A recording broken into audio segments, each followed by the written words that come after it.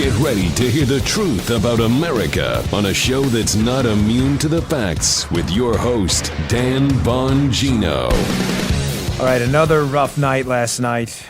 Rough night for the country, rough night for me as well. I'll get to that with a mea culpa. Some of you saw Hannity last night, know what I'm talking about. A lot on Mike Flynn today, too. I've got a really loaded show. Don't go anywhere. Today's show brought to you by ExpressVPN. Protect your online privacy today from prying eyes. Get a VPN. Go to expressvpn.com/Bongino. Welcome to the Dan Bongino Show. Producer Joe, how are you today, sir? Hey, man, I'm doing okay, and I know what you're going to talk about. I saw you last night, so yeah, I know you. Let you take care of that, Daddy-o. Yeah, I'm not laughing about it. I'm just. It was a really long day yesterday. I'm really. I'm not looking for anybody's sympathy. Believe me, everybody's got their own battle scars and their own fights right now, and they're probably a lot more significant than mine. But yesterday was a really rough day between this health thing I got going on and this thing that happened with us, a security situation thing, and it's just been really crazy. So I'm hanging in there with you, though. All right, let's get to it because I got a lot to get to. Today's show brought to you by our friends at Genucel. Summer's finally here, ladies and gentlemen, a summer like no other in so many ways, and Chamonix is celebrating with a sale like no other. Right now, get the classic Genucel for bags and puffiness and the jawline treatment, and Chamonix will double your order. Double that order for free. Whether you're staying home, you're going back to work, or simply connecting remotely with your loved ones and coworkers, now's the time to say goodbye to puffiness, dark spots, crow's feet, and even firm up that delicate skin around the jawline and neck area. Paula loves this stuff. Your next Zoom or FaceTime will feel better. Guaranteed. She's giving me she's like voguing from the. You'll get compliments or simply get 100% of your money back. It's time for you to emerge strong, positive, confident, and beautiful. Order Genucel now, and Chamonix will double your order free. Go to Genucel.com, enter my discount code at checkout, Dan30, that's Dan30, for an instant coupon of $30 off your order. It's a big savings. And for results in minutes, the Genucel Immediate Effects is also yours free, plus free shipping. Get double your order free now. All orders today are upgraded to free priority shipping. Genucel.com, GENUCEL.com, promo code Dan30, Dan30. All right, Joe, let's go. First, in regards to last night, I need to listen. When I'm wrong, and I need to apologize to you and my audience and everyone else who may have heard last night. I was on Sean's show, Sean Hannity, of course, on Fox. I do mostly Tuesdays and Thursdays, but this week I'm pretty much booked the whole week. I love Sean's show. Sean's a friend. And I was really upset last night. Not an excuse, just providing you background on what happened. We were talking about the situation in New York City, a place where I grew up, my hometown. I live in Florida now, lived in Maryland in between that. But my wife and I both are native New Yorkers. And as I said, I was having a really tough time. I'll explain why in a minute. And I just went off on Bill de Blasio. I don't regret that at all, by the way. That's not what I'm issuing this mea culpa about. But I used the Lord's name in vain in the damn, if you know what I mean, on TV. And I'm deeply sorry for that. I'm not kidding. There's no excuse for that. And I made sure to apologize to Sean on the air. I sent him a text afterwards as well, and he was more than understanding. And so was Fox, by the way, and I appreciate that. But I do apologize. There's no excuse for that. You have to, someone sent me an email that was interesting. We have to keep our bearings here. There's nothing wrong with a little bit of anger and rage here, but God didn't do this. We did this. So my apologies for that. I mean that. Now, again, just addressing quickly what was at the heart of it and why I'm at that point a lot of you are at. I mean, even Paula last night was like, can you please turn this off? And after I was done, because I think she saw it, and I can't because I have a responsibility that you've given me and blessed me with to report the news to you, to know everything that's going on all the time, even if it eats me alive doing it. I don't have a choice. I've got to keep that on, but it's wearing me down. Like it's wearing a lot of you down. I haven't been out there as a police officer and an agent in years and running for office. I think it was taking its toll. And last night I felt a little different after that hit, like something had kind of died in me a little bit. But here's what happened. I have a person down here for security thing that happened that I don't want to go into details on the show. I usually disclose everything, but I don't want to incentivize more criminal potential behavior here. But I have someone down here, let's just say, with vast experience in the security arena. That person, was having a tough time in the security space over the last few weeks for obvious reasons because of the coronavirus, where a lot of those jobs had just dried up. Well, that person's phone, when I was in front of him, was ringing off the hook yesterday. I'm off the hook. I'm spinning like phones have hooks anymore. You get the point for anyone over the age of 40. It was ringing endlessly. And folks, it was one of the most disturbing things I've seen in a long time. This is not hyperbolic. It was ringing off the hook with desperate shop owners, security people, calling them, looking for other contacts and other cops willing to work off duty by pharmacy owners and business owners in Midtown Manhattan, ladies and gentlemen. We're not talking about in the middle of a war zone in Kabul. We're talking about pharmacy owners and business owners in Midtown Manhattan calling these security companies, begging them, some of them in tears, begging them to produce armed security to stand outside of their pharmacies because they're afraid their buildings are going to be burned down and their entire lot of painkillers and everything else is going to be stolen. I don't understand. I'm trying to get my arms around what stealing loads of OxyContin, what that has to do with the George Floyd situation. I don't understand. I'm missing the connection here. I'm watching videos all day in New York City. One video I saw of I'm not kidding, a Rolls Royce pulling up to loot a store in the middle of Manhattan. Combine that yesterday with me trying to wrap up this book and this health thing, and it all just culminated in this moment last night. We are watching this hapless, feckless loser of a human being, this disgrace to humankind, Bill de Blasio, forfeit the world's greatest city. He is surrendering the city. He finally last night got some small lid on it. But that's after days of letting the world's greatest city fall to rioters and a criminal element. Bill de Blasio, the communist mayor of New York, understand what I'm telling you, surrendered the world's largest city. The people who live in this city are about to lose everything. And folks, these are citizens. We don't play that game here that liberals play with us sometimes. I don't care if they're liberals. I don't care if they're communists, Greens. It doesn't matter to me.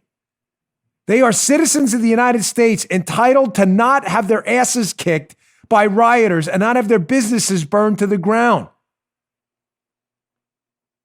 Now, you may say, well, Dan, are you sure it's de Blasio? Yes, I'm sure. Multiple contacts from the police department have contacted me and others. And they're all saying the same thing, ladies and gentlemen. And what they're saying is this statement. This is from David Raboy, who I quoted the other day, a good man on Twitter, whose friend reached out to him and he put it out on Twitter. So I'm assuming we can look at it, and I'm assuming it's open season here on this. I'm assuming it's fair use. Thank you to David for putting it out there. This is from an NYPD officer who sent him this, was on the front lines. And he says, the world needs to know this. Quote, almost 32 years with the NYPD. I've never felt such disgust, hopelessness, and anger. Manhattan was occupied territory tonight. We were totally outnumbered by miscreants. They were brazen, laughing, and rampant. It was so prevalent there was nothing a police officer could do according to the rules and expectations of the Democrat Party. Our leaders took knees of solidarity with protesters during the day and then had a D word, I'll leave the rest out, at night. The language is rough, folks, but you need to hear this. Zero leadership, zero courage, complete and utter pandering. And I heard the Bronx was even worse. I didn't hear one person say the name George Floyd.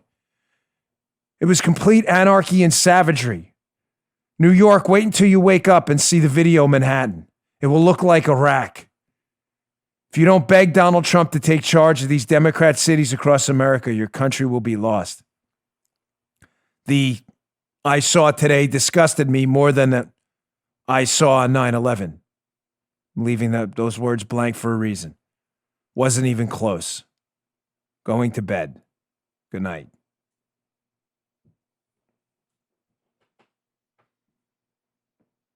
We're about to lose America's biggest cities if we don't do something. The police officers know what to do. If you are a resident of New York City, New York State, or any other major city, you should be asking right now your police chiefs, your sheriffs, and everyone else, where are the mounted units? Where are the quads? Where are the motorcycle units? Where are the crowd control units? Where's the movement restriction at night? Listen, the protests during the day have been largely controlled. At night, it has turned into total anarchy. There's very few protests at night, and there's a whole lot of criminals and Antifa folks. It has to stop now, tonight, or you will lose your country. This is not a joke. It's not about politics anymore. This is about a sovereign nation preserving its dignity and trying to keep the fabric of it together. Now, in case you want to see how badly this has gone off the rails, I said there were 3 groups of people involved in this, and I meant it. There are protesters exercising their rights. There's a criminal element. There's a criminal element out there. And then there's Antifa. And despite the protestations by the left, I have direct word from people on the ground, known Antifa organizers were there in D.C. Disregard the fake news from the media. I'm getting that from on the ground. They want to cover for Antifa because they love Antifa because they move their ideological agenda. Again, they're the frontline shock troops for the left. The media will cover for Antifa. So again, disregard them. They're nothing but Pravda Soviets. So disregard them. But I want to play this video. You can hear the audio as well. But if there was ever a moment of national red pilling where you wake up and you realize that the axiom I put out on this show is true, that moment should be now. And the axiom is this: although Republicans may not be the solution to all of your problems, they're probably not. The cause of all your problems is most assuredly the Democrats and their liberal base. Don't ever forget that. You ask me why I vote Republican? Oh, damn, they failed you too, over and over. You're absolutely right. But given a choice of 2 bad scenarios, don't ever forget the GOP may not be the solution, but the problem is definitely liberalism. And I'm going to add a 4th group to this. You have your protesters, you have your Antifa, and you have your criminals. I'm going to add a 4th group, and that's the useful idiots. That's the largely maybe 18 to 25-year-old snowflake crowd that's never had a job, has never cracked a history book, has been told for the last 18 years of their sorry lives how awful the United States is. And they're the ones sitting there saying, hey, man, we're with you. Solidarity with these rioters. You know, they've listened to way too much, Tom Morello stuff, and they think all of a sudden that they know everything. You know, they've never been in a fight in their life. They've never been punched in the face. Thankfully, I wouldn't recommend doing that to anyone. But let me tell you something. Punching you in the face when you feel it for the first time, you realize, gosh, that really wasn't fun, especially when your eyes start to water. They have no idea about violence or conflict. But when that violence or conflict breaks their window, all of a sudden you'll see what side people are really on. I want to play this video. I want you to listen to the audio for our radio listeners. Let me set this up. These are a couple of kids. They look like some spoiled little brats sitting in an apartment playing some beer pong or whatever with the tunes in the background, while a couple of rioters walking down the street and running, and they're sitting there. Hey, man, they're giving them the thumbs up at the window. You're going to hear something breaking in the background. I want you to listen to the response. Check this out. Looks like they're just finishing up.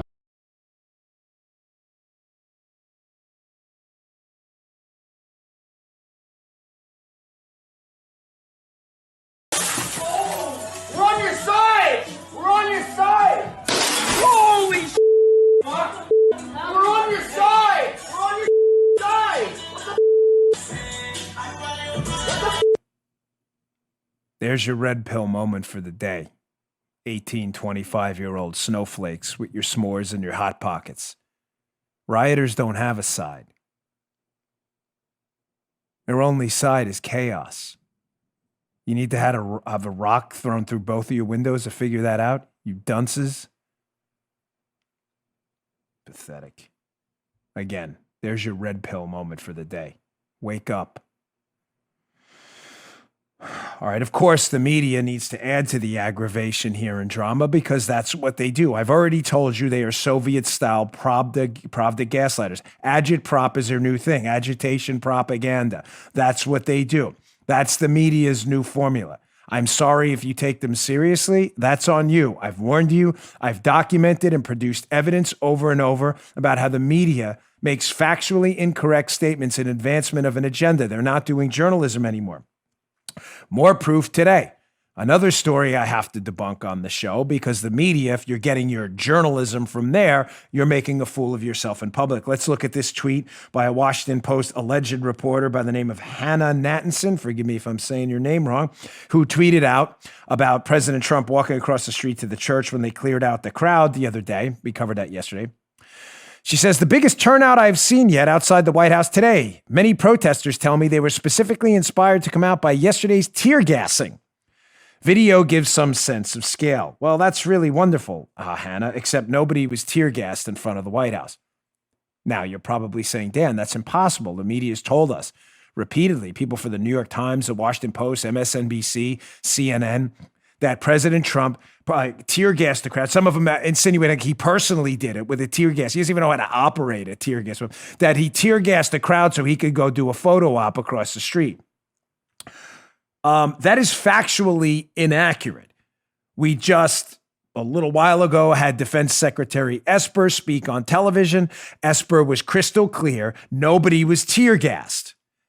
Now, again, if you're getting your news from the mainstream media, you'll continue to perpetrate this lie. Here, in fact, if you don't believe the defense secretary, is a statement by the Park Police you're free to read, where they indicate clearly that they in no way used tear gas, that their officers were attacked. Some had to go to the hospital. They were cleared out. They found caches of glass bottles, baseball bats, and weapons at the scene. And in an effort to subdue the crowd, they used pepper. It was not tear gas. It was pepper, which is uncomfortable. I've been both pepper sprayed, and I know I've been in the gas house at the Secret Service training facility. It's very uncomfortable, both of them. It will not kill you. Water solves the problem. What will kill you are the baseball bats over the head and the glass bottles that the Park Police found at the scene after they sent 11 of their officers to the hospital. So forgive me for not buying into the media narrative again. Trump tear gassed the crowd for a photo op. You can take that story and ram it up the other end of you, because again, it's total BS. And I want to applaud President Trump for taking back that street in front of the White House and having the guts to walk out there. Good for you. We will not acquiesce one moment to false media narratives in advancement of their silly ideology. As a matter of fact, that's their destructive ideology, because that's what they're doing right now. All right, there is other news going on, a lot of other news. The Mike Flynn case, Rod Rosenstein, of course, testified today, as you know. This is a big, big deal. A lot going on in the Flynn case, which is now entirely blown up in their face. I've got a brief update on that, on this Muller probe. And one of the most pathetic videos you will ever see from a politician. Pathetic. This Democrat politician in New York. We'll get to that. Let me get to my second sponsor today. Today's show brought to you by our friends at Omaha Steaks. I can't think of a better gift for Father's Day, ladies and gentlemen. This covers a lot of bases here. The food is delicious. You can stock up on great food, and you're just never going to get a complaint. How are you going to get a complaint about an Omaha steak? We eat this all the time. We eat their burgers. We eat their steaks. We eat their poultry, their pork products. It is absolutely delicious. My freezer downstairs is stocked with it. Father's Day is coming up. Give Dad the gift he really wants. Perfectly aged, tender, delicious Omaha steaks. They'll deliver the world's best steaks and a huge variety of other favorites directly to your father's door.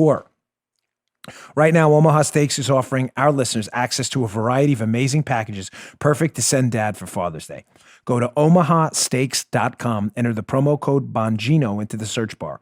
You'll see all the great options available. Many include free shipping and a free 1-pound package. They're perfectly cured. Delicious, thick Applewood smoked steak-cut bacon. You'll want more of that. There are many packages available, perfect for Dad, all ready to be shipped straight to your door in time for Father's Day.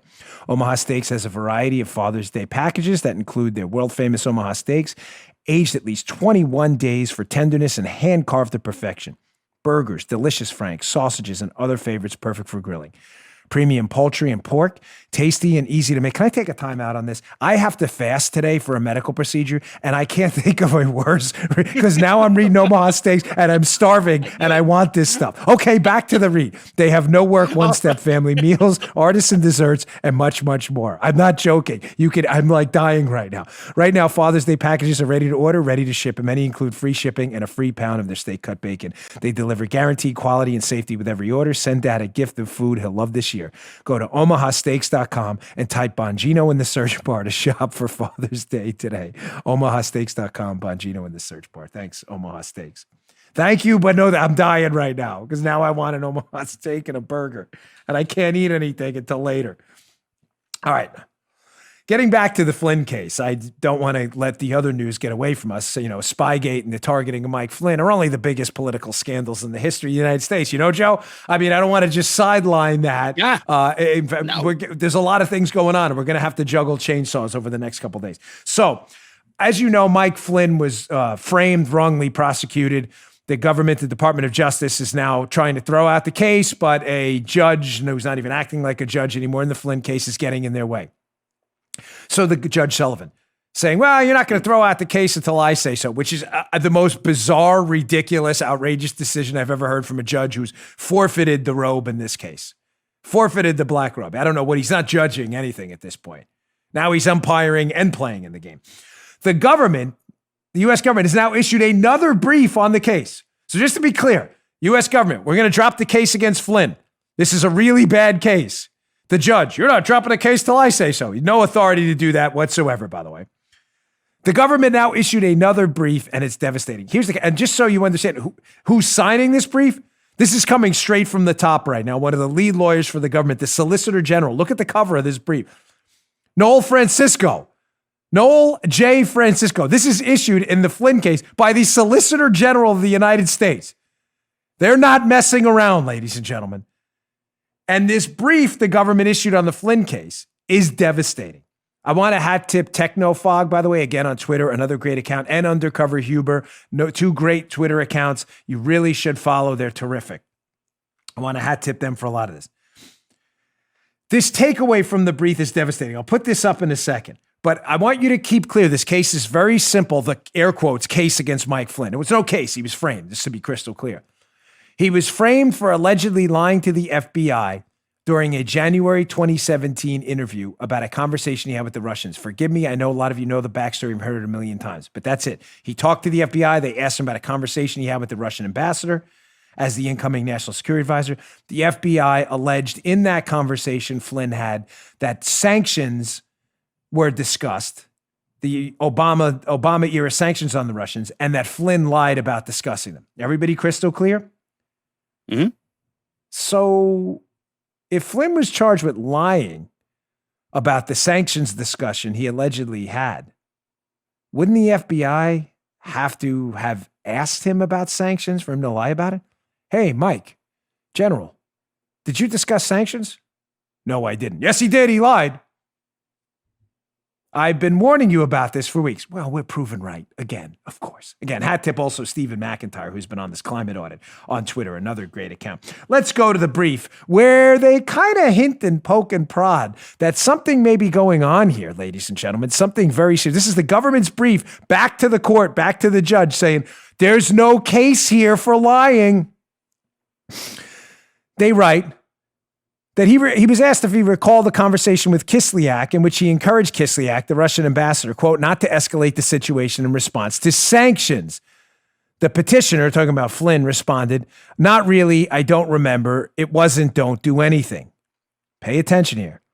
According to the FBI 302, the agents asked Flynn whether he recalled the conversation in which Kislyak stated that Russia had taken the incoming administration's position into account when responding to the sanctions. Flynn stated he did not recall such a conversation. The agent's handwritten notes do not reflect the question being asked or petitioner's response.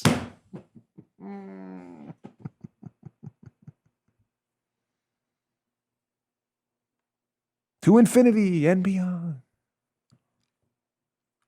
So just to be clear here, Bob Mueller's hack team of corrupt prosecutors charged Mike Flynn with lying to the FBI about a conversation he had about sanctions, but they never asked him about sanctions. And the agent's handwritten notes and Flynn's words show there was no conversation about sanctions. How can you lie about sanctions you were never asked about?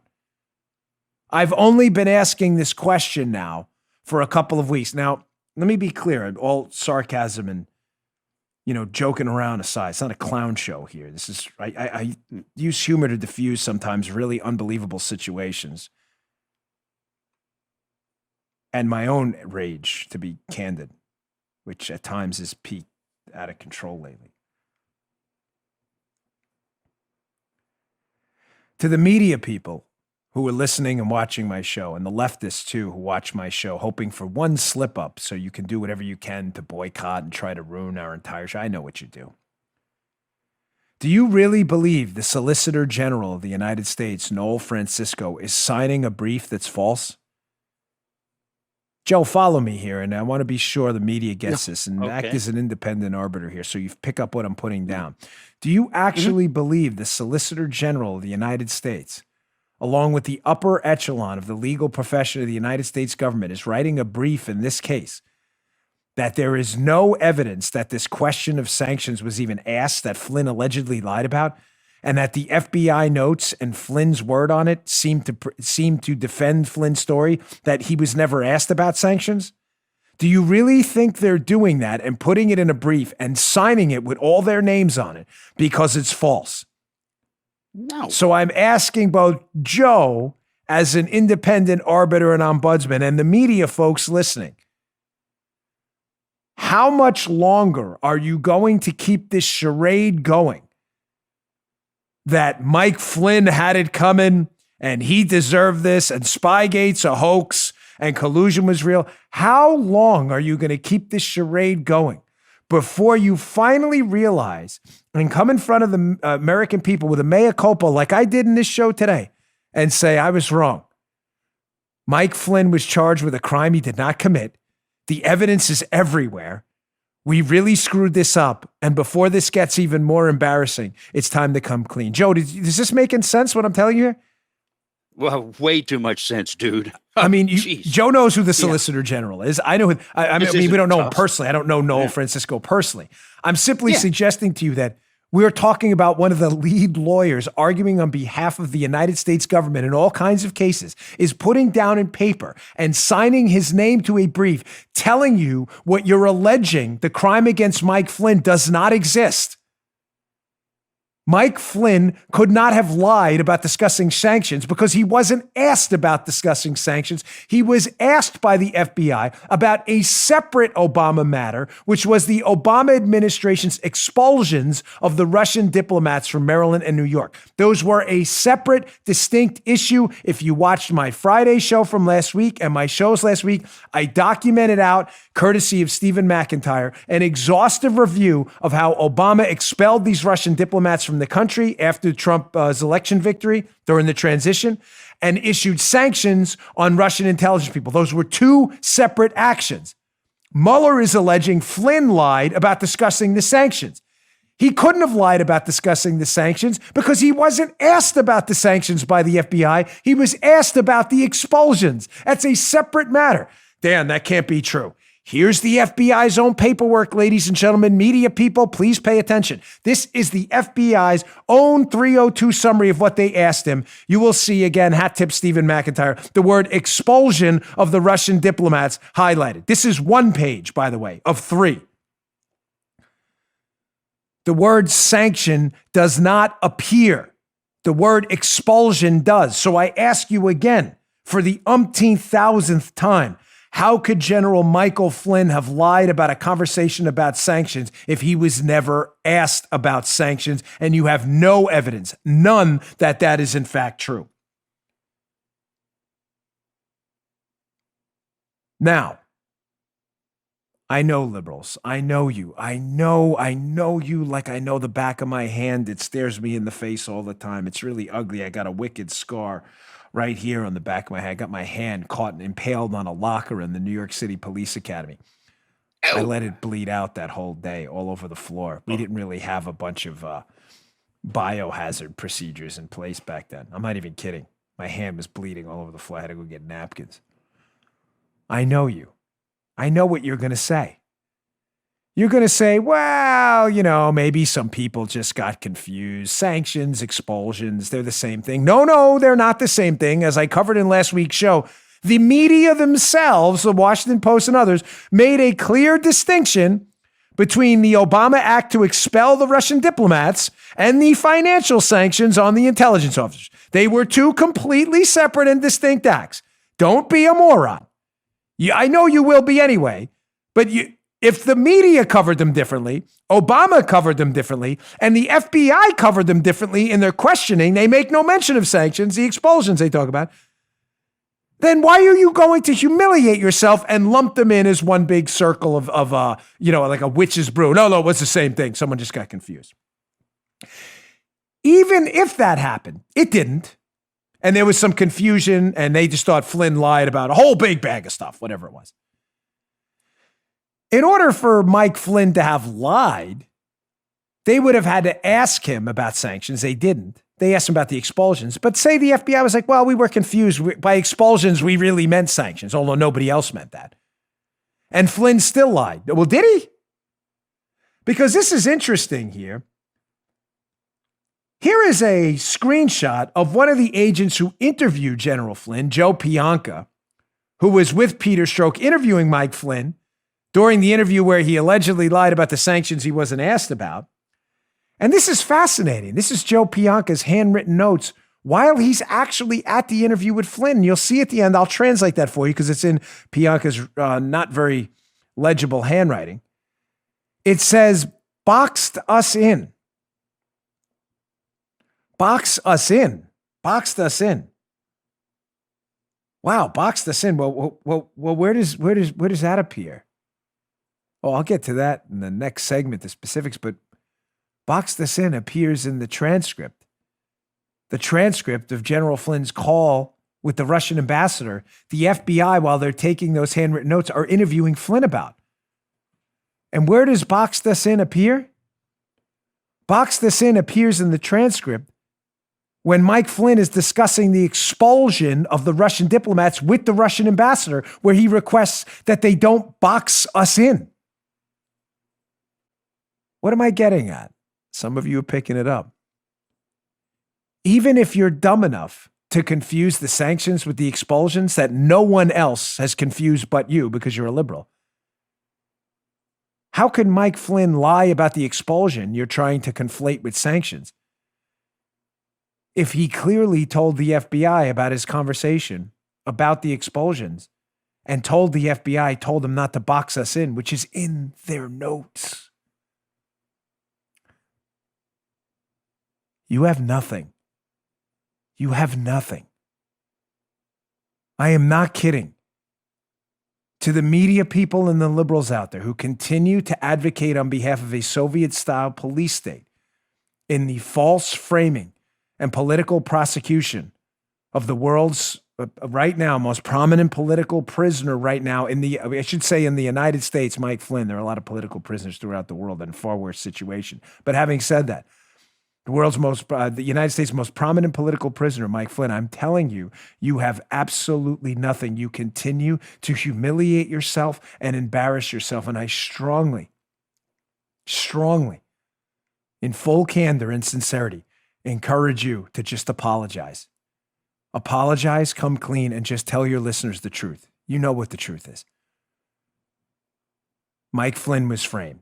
And every corner you turn down to try to defend the FBI and the Muller probe on this, every corner, you wind up at a dead end. He couldn't have lied about sanctions because he wasn't asked about them. Well, the expulsions, he got confused. Yeah, he clearly acknowledged that conversation where he said, don't box us in. How do we know that? Because the FBI used the exact same language in their notes. Where do you think they got that from? They got it from Flynn. They took the notes while they were interviewing him. How could he lie about a conversation he clearly told them about? This is only going to get worse for you. Please, save some dignity. Stop humiliating your family. Don't you have kids? Don't you have kids? Seriously, don't you have parents?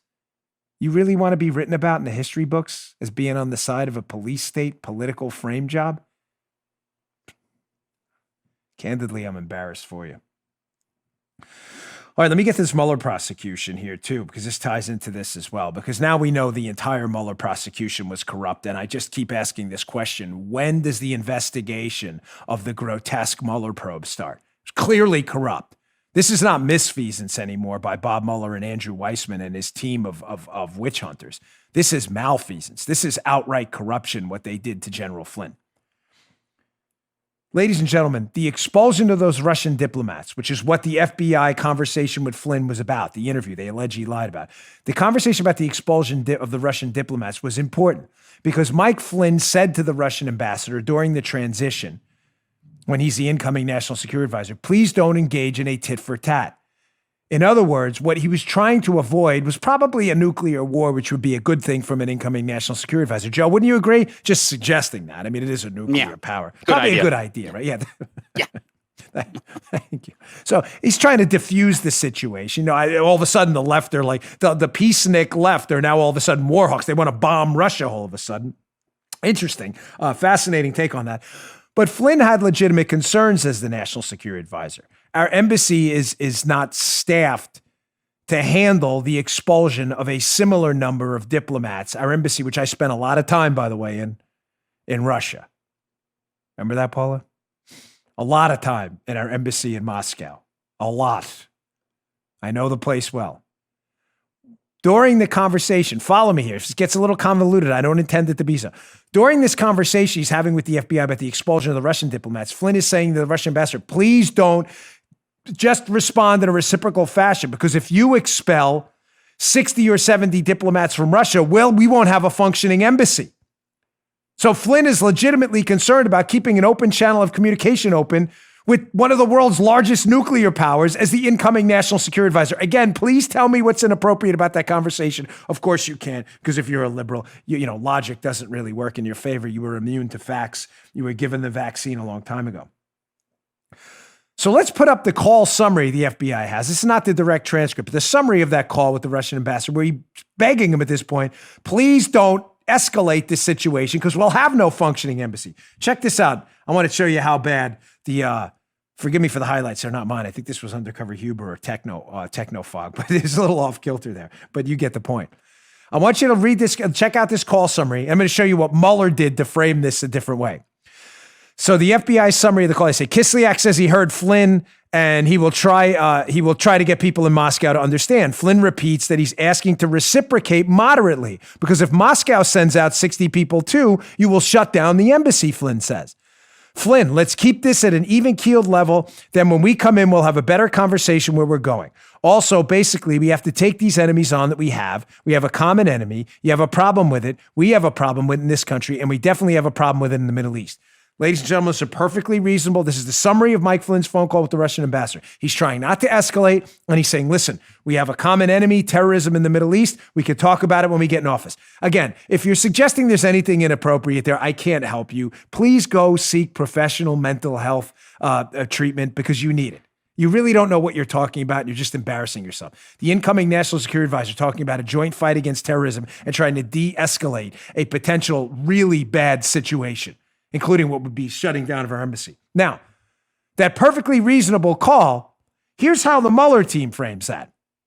Again, these corrupt miscreants on the Mueller team, totally corrupt. They say in their statement of offense against when they charged Flynn, immediately after his phone call with the PTT official, Flynn called, talking about the presidential transition team, Flynn called the Russian ambassador and requested that Russia not escalate the situation and only respond to the U.S. sanctions in a reciprocal manner. Do you see how he does it? You see how Mueller strategically moves the word expulsion of the Russian diplomats and changes it with sanctions. Yeah. This is done deliberately, Joe. This is done deliberately because Mueller knows they have nothing on Flynn. He knows Flynn is addressing the expulsion of the diplomats. He knows he's addressed it with the FBI because Mueller sees the handwritten notes, box this in. So Mueller's team figures, Van Grack and others, if we change the wording in the statement of offense from expulsion to sanctions, we can say Flynn lied to us about the sanctions, even though we didn't ask him about it. I mean, oh my gosh, Dan, this can't be that bad. It is. Mueller's team is actually signing court documents framing Mike Flynn.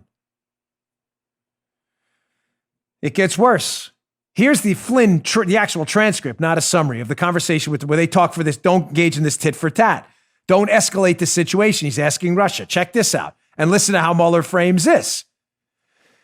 He says, hey, this is Flynn. He says, they're going to dismiss some number of Russians out of the country. I understand all, and I understand that, the information they have, all that. But what I would ask is Russia to do is, if anything, because I know you have some sort of action, is to not make it, is to only make it reciprocal. Excuse me. Make it reciprocal. Don't make it. Don't go any further than you have to. I'm reading it directly. I'm not stuttering through it. Because I don't want us to get into something that has to escalate on a tit for tat. You follow me, Ambassador? So again, Flynn's trying to de-escalate and asking the Russians, don't expel all our diplomats, we'll have no functioning embassy, and don't engage in a tit for tat. He's following on and answering a question by Kislyak, who's asking him how they should respond and what they should do. But listen to how Mueller frames it.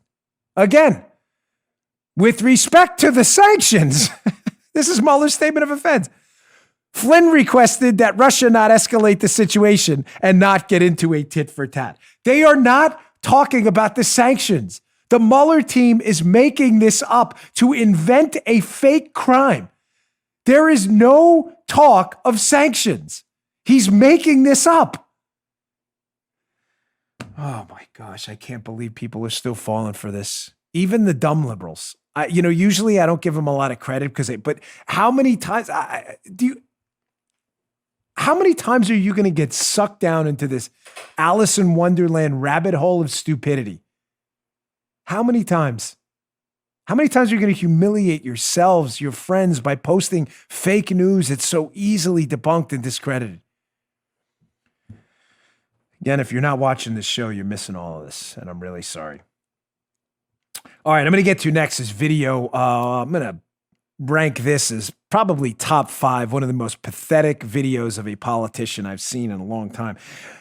Hat tip to Joe for trying to make the video. I'll get to it in a second. I got a third sponsor, but hat tip to Joe Armacost for trying to make this video audio somewhat legible. It's recorded through a face mask on a mic like 10 feet away. I'll translate it for you after this. But please, you're not going to want to. Yeah. Yeah, it's really bad. But Joe did his best. We tried. Even Paula was like, what the hell is this? It sounds like Charlie Brown's teacher. It's still worth your time though. So check out the video, youtube.com/Bongino. If you want to watch the video too, it's even more embarrassing watching their facial expressions. All right, finally, today's show brought to you by our friends at Ollie. Listen, your dog's health is as important as every other member of your family, and it starts with what you feed them. What do we feed our dogs? Ollie. They won't eat anything else at this point. The food is delicious. You know what's in your dog food? Well, Ollie puts dogs first. They have vet-formulated recipes and fully transparent ingredients to give your dog the healthiest food possible. Ollie makes fresh meals for dogs with real ingredients that people can eat, not a joke, and delivers them to you on a regular schedule. That's why I don't even like to call Ollie dog food. It's food for your dogs. It's different.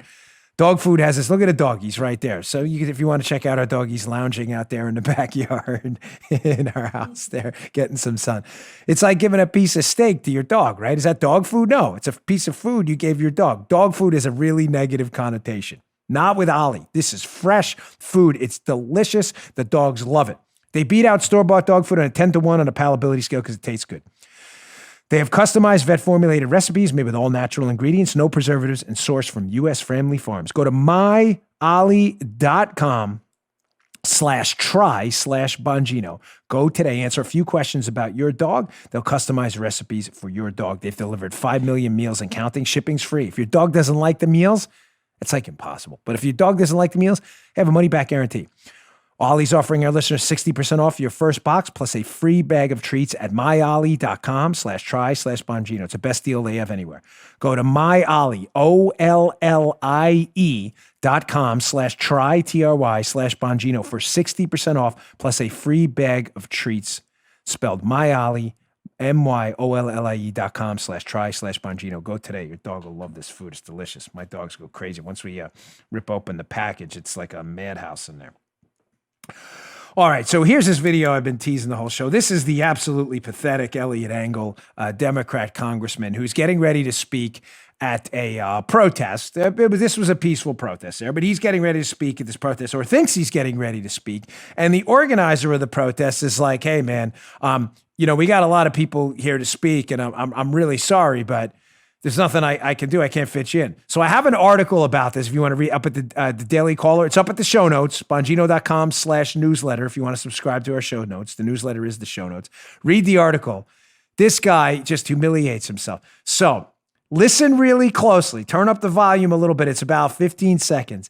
And you're going to hear the organizer of the rally and pathetic Democrat Congressman Eliot Engel trying to get to the microphone. And he says at one point, listen closely, he says, oh, yeah, it wouldn't be a big deal if I didn't have a primary. Oh, he says, no, even worse. He says, I wouldn't care if I didn't have a primary. Check this out. Then I got to then go down the list, and it's just too many folks here. If I didn't have a primary, I wouldn't care. Say that again? If I didn't have a primary, I wouldn't care.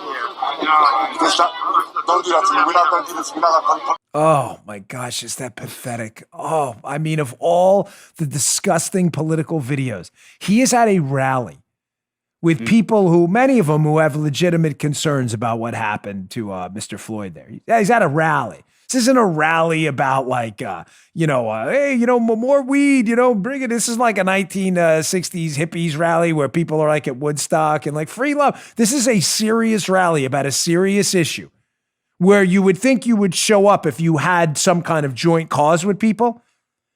He's trying to sneak up to the microphone.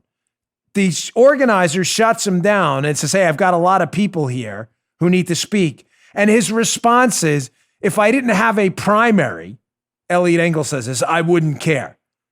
And in defense of the organizer, he goes, no, don't put me on that spot.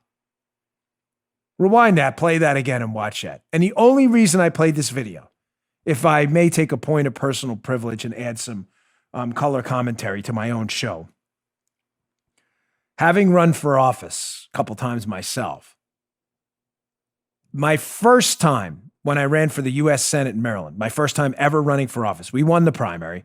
We went on to the general election. Paula and I were stunned at the lack of integrity, civility, and any kind of moral compass for most of the politicians we ran in of both parties.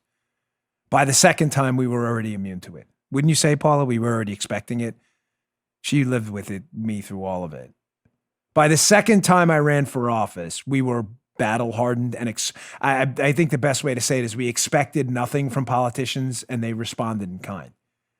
The first time we ran, when I left the Secret Service, an honorable job where people do the right thing for a big mission. Nobody does it to get rich, believe me. And I ran for office. I could not believe the degeneracy of some of these people we elect for public office. I can't tell you how many times that happened to me at rallies I showed up at. Can I give you one quick example? Joe knew me back then. There was remember the gun thing in Maryland, that gun legislation? They were going to ban a whole bunch of guns, Joe, years ago. It was a huge deal in Maryland when I ran for Senate. Mm-hmm. I showed up at a rally at one of them, and I think it may have been after the Senate race, but they just handed me a mic and I gave a speech. Speech went viral. It got over 2 million views. So I went back to another. I was not scheduled to speak. I was not there to speak, but someone had asked me to speak. I showed up a couple weeks later at another rally because I just was interested in the Second Amendment. Folks, the politics that went into it, there was this Republican lawmaker there who to this day still tries to reach out to me, which is hilarious because I ignore him. He was at the scene intentionally blocking me because he felt like I may run later against this guy, talking about me, and I want to keep. And the people lost their minds. The people there were like, let Dan speak. It was hilarious to watch. To watch these pathetic lawmakers with their parochial interests try to silence me because they felt like I may have had something to say and I may later on impact their political careers. It was the most pathetic. Remember that, Paula? Remember when she knows who it is. I'm going to leave his name off the show because he still tries to reach out to me today. Stop calling. I'm not going to answer your calls. You know who you are. Right? Doesn't he? Hey, Dan, love you, buddy. But Joe knows who he is. I'll tell you after the show. And to avoid further embarrassment for this buffoon. Hey, buddy, can I come on your show? No, thanks. I'll give you the double-barreled. I'll leave the other finger out of it. Thank you. Paula's doing it for me. You're not coming on my show ever, so please lose my phone number. Oh, boy. You know who he is, Joe. You won't be surprised. Yeah, I'll tell you after the show. Big loser. Okay, so Rod Rosenstein up on Capitol Hill today testifying about his destructive role in the Spygate scandal. Just a few quick things on Rosenstein that we will address tomorrow as we follow up with video and audio from his testimony today. One of the first questions Rod Rosenstein should be asked, of course, is about the scope memo he issued. You know, the scope memo where he told Bob Mueller, hey, here's what I need you to go investigate. And here is an unredacted portion of that scope memo from August 2nd, the second scope memo, where Rod Rosenstein instructs Bob Mueller to go and investigate allegations that Mike Flynn, yes, the one who was framed and we've just been talking about, committed a crime by engaging in conversations with the Russian government officials during the period of the Trump transition. Keep in mind, this hack Rod Rosenstein, who is not a white hat, I don't care who tells you otherwise, he is a black hat, he is a bad guy. Rod Rosenstein, who signed one of the warrants to spy on the Trump team, also instructed Bob Mueller, after having read the transcripts and going through what I just told you, how Mike Flynn did nothing wrong addressing the expulsions and not escalating it into a nuclear war, he still instructed Bob Mueller to go forth and use the Logan Act, which no one has been prosecuted with in the history of the United States. It is a fake crime to go and investigate Mike Flynn. Anyway, I'm sure we will have a response from Rod Rosenstein, who will be asked about that on the Hill today. And if he's not asked about that on the Hill today, every member of the Senate should resign in shame for not asking him. They should probably ask him also why he relied on the Steele dossier, knowing it was a hoax too. If they're asking him that actually right now. He says, I don't believe the Steele dossier was relied on for indictments. No, Rod, it was only relied on to start the case that led to the indictments. Are you really this stupid? I worked for Rod Rosenstein when I was a Secret Service agent in the Baltimore field office, and he was the United States Attorney for Maryland. He's an embarrassment. I'm sorry. All right. Here's an interesting tweet from NPR I wanted to put up. There's a lot of news. I know we're covering a lot of material, but it's really important. So, ladies and gentlemen, over the past month or 2 months or so, I've said to you that society, we try to engage in Pareto maximization, right? We try to engage politically when it comes to public policy in legislation that will help at least one person while not harming anyone. They call it Pareto optimization, right? Look it up. It's interesting. The best public policies will help at least one person, at least, while not harming anyone else. The worst public policies will harm more people than they actually help. Not hard. That's like reverse Pareto optimization, right? Mm-hmm. I've been arguing to you about the coronavirus lockdowns, that the lockdowns may be the most disastrous economic and financial public policy decision in the history of the United States. I am not kidding. While I understand initially in the first couple of weeks when there was some confusion about it, I still don't think it was a good move. But while I understand the confusion and what may have happened in the first couple of weeks, the 15 days to stop the spread, and that's not me defending the president in some kind of golden calf mode. There was a lot of confusion at the time. These continued lockdowns, which the rioters, Antifa, and candidly a lot of legitimate protesters have totally disregarded, those lockdowns were an economic apocalypse for the United States that have cost trillions of dollars of wealth. People are going to have to work years after their intended retirement now to make up for what happened. But remember, Joe, we discussed a couple of weeks ago and months ago when this started, how every public policy decision like Pareto, you're supposed to weigh what are the costs and the benefits. You don't just talk about one side of it. Yeah. You don't just talk about the benefits of something without the costs, and you don't talk about something about the cost of it without talking about the benefits. There's a risk-reward ratio to every public policy decision, ladies and gentlemen. If there weren't, we would throw reason out the window and we would say, listen, murder is a big deal. Can you think of a worse crime? You've taken someone's life. Is there anything worse than murder? There's some really bad stuff, but is there anything worse than murder? You've taken someone's life. There's no coming back from that. So you should say to yourself, if you don't balance risk-reward, and the media did not at all when they wanted the economy shut down, which really speaks to their true motives, which were not to stop the virus. Let's just stop that nonsense now, please. If you were really concerned and you don't do risk-reward, you'd say, we are now banning murder. Everyone's to stay in their house 24 hours a day. You're on a full lockdown until the murder rate drops to zero. You may say, well, that's an extreme example. Sometimes extreme examples are what's needed to ring the bells of people who just don't get it. Why don't we do that? Because, ladies and gentlemen, the benefits of zero murder would be outweighed by the costs of people dying and starving inside their homes while they have no jobs and the economy's shut down. That's why. The media totally disregarded this, and the leftists that wanted these shutdowns, which again, this isn't about science anymore. You can postulate yourself what the media really wanted to damage Donald Trump, to cause an economic recession. I'm not sure. I'm simply suggesting to you saying these lockdowns were based on science is at this point utter complete absurdity. The media had no concern whatsoever for the risks of a lockdown on suicide rates, bankrupting hospitals that weren't doing elective surgeries, straining our food supply, depression, people getting ill inside of homes by other sick family members. The media didn't care about any of that risk balancing. Well, now all of a sudden, you may say, what does this have to do with NPR? Now, all of a sudden, that they have a protest, Joe, they think they can leverage to politically damage their opponents. And the media has opponents. Their opponents are the law and order people and the constitutionalists and the conservatives. Now that they have an issue, Joe, now we're back incredibly to weighing risks versus rewards, even though a month ago we cannot sacrifice one life. That was the only acceptable media now. Remember, Joe? If one person is lost to the Wuhan virus, it's unacceptable. One. We can't sacrifice one, no matter what we have to do. Even if we kill 10,000 more, we can't sacrifice one life. Right. Now, let's check out this NPR too. Now, all of a sudden, that it's a protest, they seem to think they can leverage. NPR, all of a sudden, is back to weighing risk and reward. Fascinating. NPR tweet, quote, dozens of public health and disease experts have signed an open letter in support of the nationwide anti-racism protests. Quote, white supremacy is a lethal public health issue that predates and contributes to COVID-19, they wrote. Now NPR is back to reporting honestly about risks and rewards. Citing this letter by public health experts saying, now, Joe, listen, these protests could spread the coronavirus, but white supremacy is a bigger problem. Risk, interesting.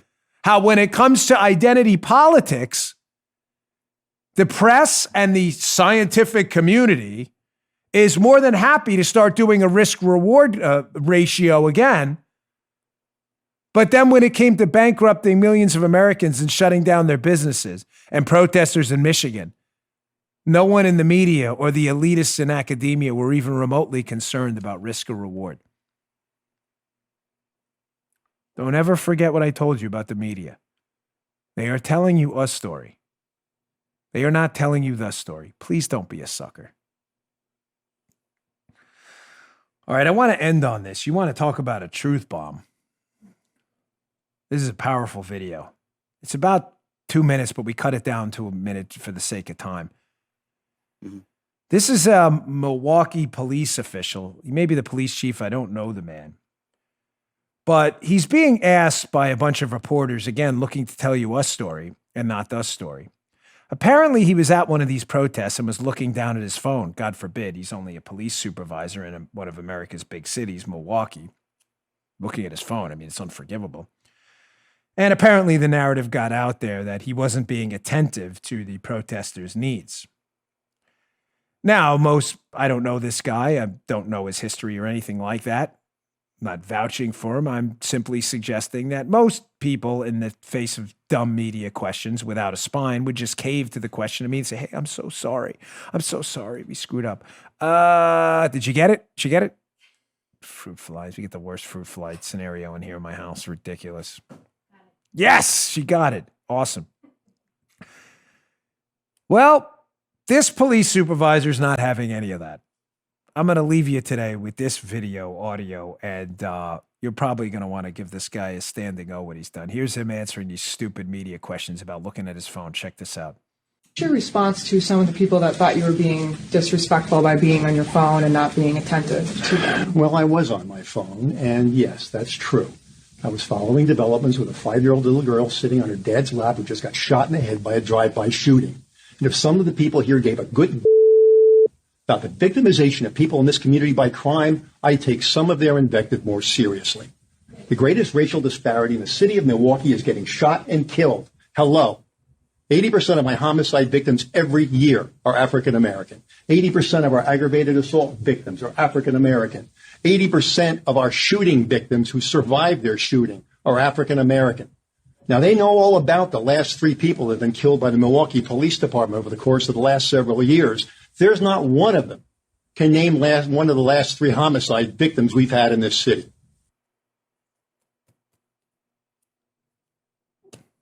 I have nothing else to add. Don't let them tell a story. You tell the story. That's how it's done. Thanks for tuning in. I sincerely and deeply appreciate in this time of crisis, you all, our audience, choosing our show. I tweeted that out the other day and I meant every word of it. Also, a couple other things. I'll have some announcements in the coming week about some actions I'm taking in the social media ecosystem out there. So stay tuned for that. It's pretty big news. Also, please subscribe to our YouTube channel, youtube.com/Bongino. It's free. We really appreciate you supporting the show. And I really appreciate you accepting my sincere apology about the language last night. That was unnecessary. Like I said, God didn't do this. God didn't do this. This has nothing to do with God, what's happening right now. Tough. Thanks again, folks. I appreciate it. I'll see you tomorrow. You just heard The Dan Bongino Show. You can also get Dan's podcasts on iTunes or SoundCloud. And follow Dan on Twitter 24/7 @DBongino.